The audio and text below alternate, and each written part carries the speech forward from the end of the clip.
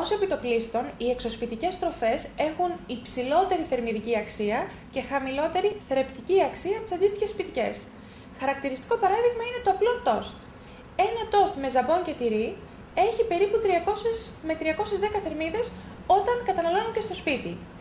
Ένα τόστ εξωσπιτικό μπορεί να φτάσει και τις 400 θερμίδες, δηλαδή 100 θερμίδες παραπάνω από το σπιτικό, διότι οι τοστιέρες έξω, ακόμα και βούτυρο να ζητήσουμε να μην μας βάλουν στο τόστ, έχουν βούτυρο από τα προηγούμενα τόστ. Με αποτέλεσμα το τοστάκι να φτάνει τις 400 θερμίδες. Ουσιαστικά μιλάμε για ένα γεύμα και όχι για ένα απλό σνακ. Στην θερμιδική και χαμηλότερη θρεπτική αξία των εξωσπιτικών τροφών συμβάλλουν τόσο οι σάλτες που χρησιμοποιούνται έξω, όσο και ο τρόπος μαγειρέματος, αλλά και τα υλικά που χρησιμοποιούνται.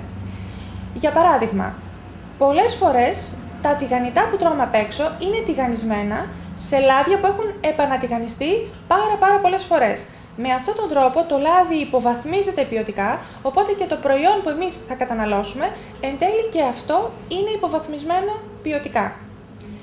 Πολύ σημαντικό επίσης όταν τρώμε έξω είναι ότι παρασυρώμαστε.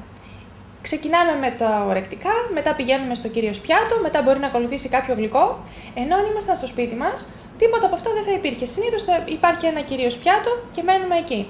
Θέλει λοιπόν προσοχή στο τι επιλέγουμε ως ορεκτικά να καταναλώσουμε και στην ποσότητα τελικά που θα καταναλωθεί. Για παράδειγμα, τα ψητά μανιτάρια έχουν πολύ λίγες θερμίδες. Είναι μια πάρα πολύ καλή και υγιεινή επιλογή. Οι λάθος συνδυασμοί μπορεί να οδηγήσουν σε μείωση της θρεπτικής επάρκειας του γεύματος. Για παράδειγμα, εάν καταναλώσουμε κόκκινο κρέας που έχει σίδηρο μαζί με τυρί που έχει ασβέστιο, το ασβέστιο από το τυρί δημιουργεί πρόβλημα στην απορρόφηση του σιδήρου. Άρα λοιπόν, αν φάμε μπιφτέκια με τυρί και έχουμε πάρει μια χωριάτικη σαλάτα η οποία έχει μέσα το τυρί, ενδέχεται να μην πάρουμε το σίδηρο από το μπιφτέκι αυτό. Άρα λοιπόν, και περισσότερες θερμίδες παίρνουμε και λιγότερα θρεπτικά συστατικά.